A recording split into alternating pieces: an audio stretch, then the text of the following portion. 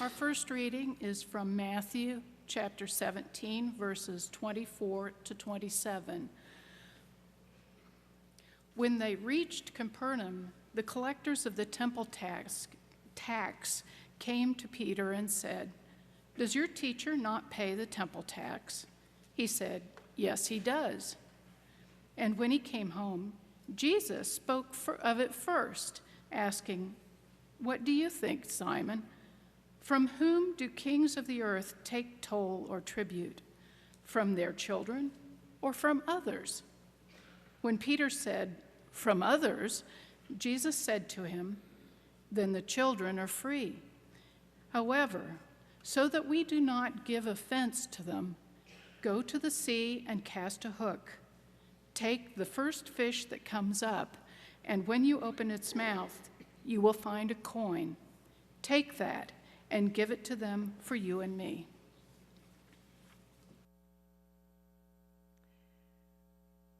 Our second scripture reading this morning is from the Gospel of Mark. This is Mark chapter 12, verses 41 through 44. Hear the word of the Lord. Jesus sat down opposite the treasury and watched the crowd putting money into the treasury. Many rich people put in large sums.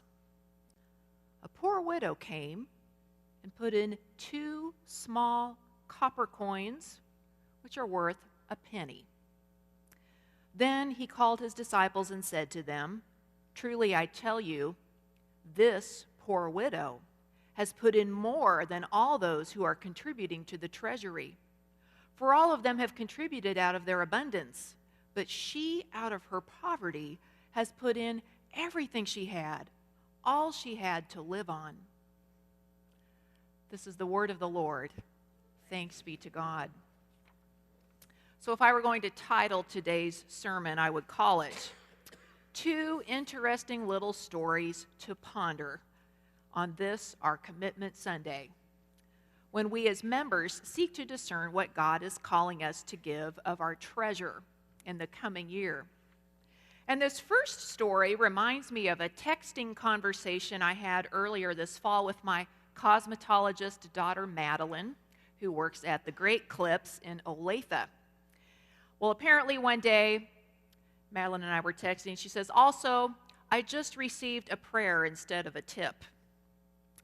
Her client was a little boy who was there with his grandma, and instead of tipping her, the grandma said, "The Lord was speaking to me as you were cutting his hair." Well, I'm Madeline's mom, so you know I'm already mildly outraged on her behalf. Who are you to stiff my little girl? Plus, you ain't helping the brand, lady. And I said to Madeline, no, she was not. If God was speaking, she would have told that grandma to leave a tip. Madeline replied, "Agreed. Prayers do not pay my bills," which is true for all of us. The grocery store, the bank, and the utility companies do not accept prayer for payment in lieu of actual money. Gifts of time and talent are so precious and foundational to any congregation. But even Jesus understands that there are times when nothing but actual money will do. If anybody had a good reason not to pay the temple tax, it would be Jesus, who gave the ultimate sacrifice in giving his life. But even Jesus kicked in financially to help support the temple, not because he had to. He didn't have to, but because he chose to. "Peter, it's not a big deal. We're just going to do this. Just go fishing, man." Well, thankfully, there are no taxes in church.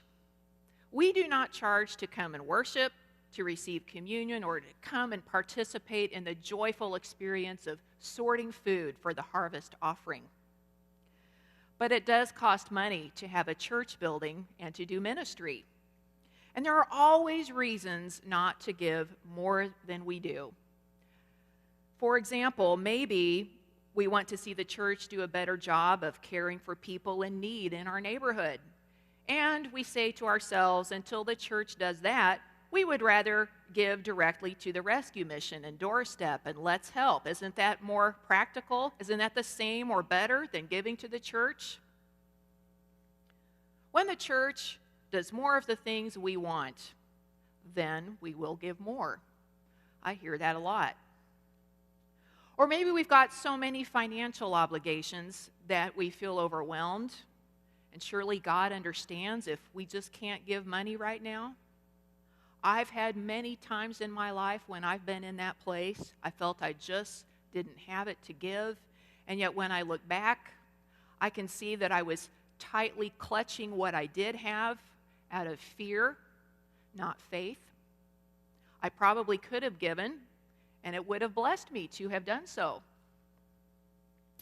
Well, I'm in a Facebook group for Presbyterian church leaders, and I was intrigued to discover that a few of my fellow pastors deduct their student loan payments from what they give to the church because it's money that they've had to pay in order to be able to serve.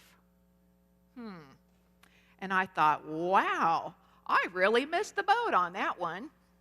I could start giving myself credit for an extra $1,000 a year of giving with that line of thinking because I'm still paying a little bit on my Master of Divinity each month.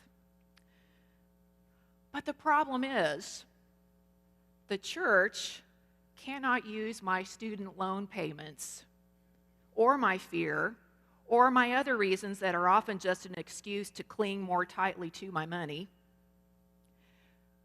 to pay the electric bill or the piano tuner or anybody's salary. Some things just require actual money and plenty of it. So when I tithe 10% of each paycheck to the church, I will pay it all in actual money because factoring in a student loan will not give me the same feeling of peace and joy and freedom that giving the full 10% of my paycheck does.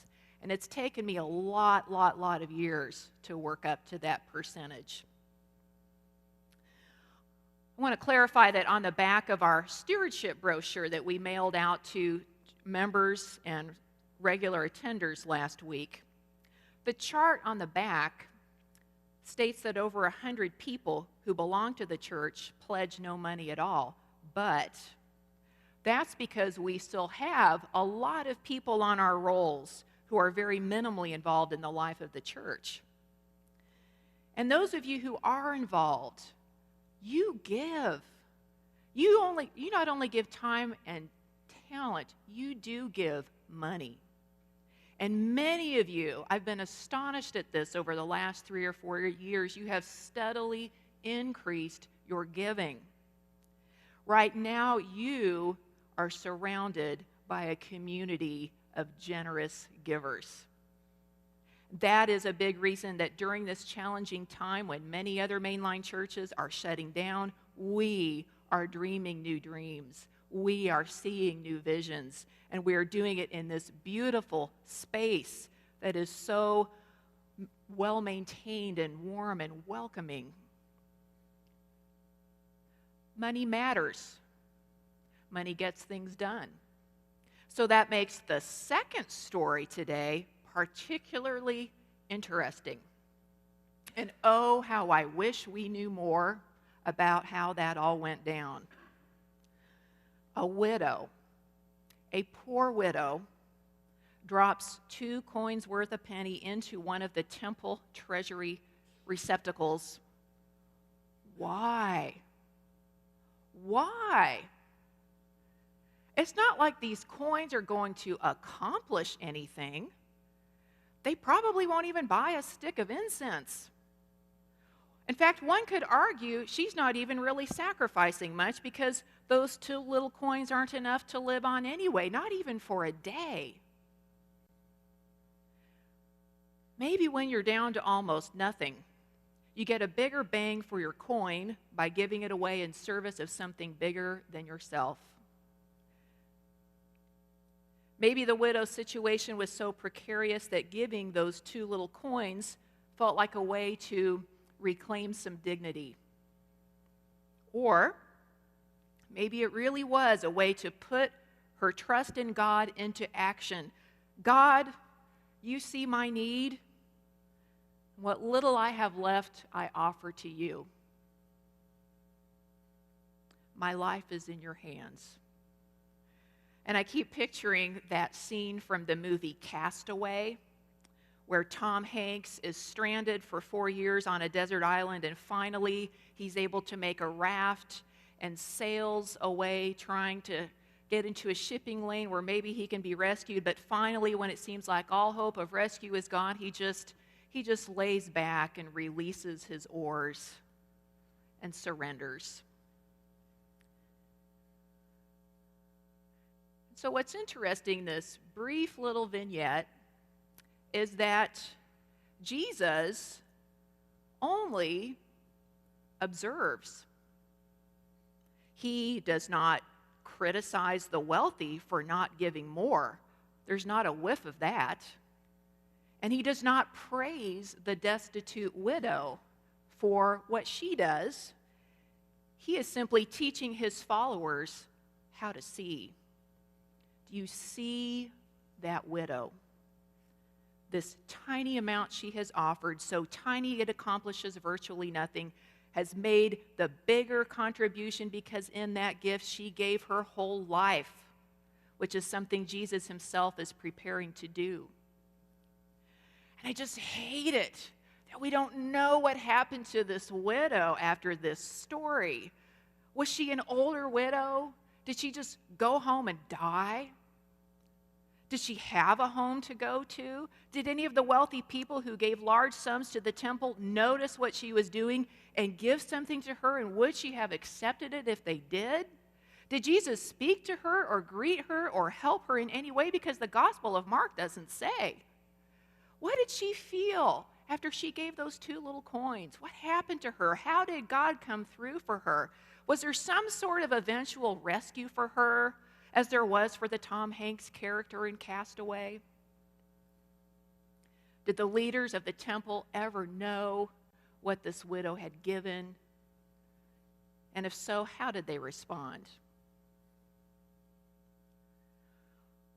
Well, last Sunday, the choir and Kevin and Songy and several church members and I all went to Overland Park to be part of the celebration of the Korean American Society's 100th anniversary.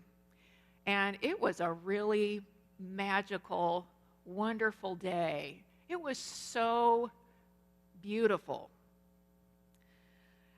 You'll remember a couple Sundays ago, Songy shared that our church sent some of the very first missionaries to Korea more than 100 years ago, and that opened the doors for them to come to Kansas.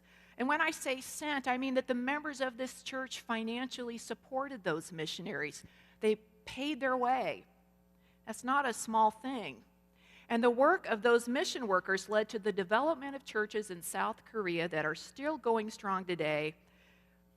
And as part of this celebration, in addition to amazing music, our church was given a special letter, a beautiful letter of appreciation that I hope you'll take time to see out in Disciples Hall. And we were also given a scholarship check for $5,000, which is intended as a recurring gift. And I was shocked by that amount. Shocked. I was thinking, okay, $500 tops, a really nice gesture. $5,000, but even with that generous amount, it was the intent behind the gift that made it so precious. As I said to them last Sunday, as generous as the gift was, and it was, the appreciation and encouragement behind the gift and the way it encourages and inspires us here today to keep going, to keep persevering in ministry is far, far more valuable than $5,000. And when we feel discouraged as a church because we aren't what we used to be, we dare not give up. we dare not waste time bemoaning the good old days, because people 100 years from now are counting on us to persevere and plant seeds today. When we put together the story of Jesus and the temple tax and the story of the widow and 2 small coins, and we hold them up in the light of stewardship and Commitment Sunday, one takeaway is it does take money to have a church. Even Jesus gave cold, hard cash. Large sums of money from people with the ability to give them are a wonderful gift. And so are the small coins from people who do not know where their next meal is coming from. My prayer is that each of us will prayerfully make our pledge of money, that each of us is moving towards a tithe as we are able, and that the amount that we pledge for 2020 will be one that both challenges us and brings us joy. And that for each of us, the love and the trust behind the gift is even greater than the gift itself. Thanks be to God.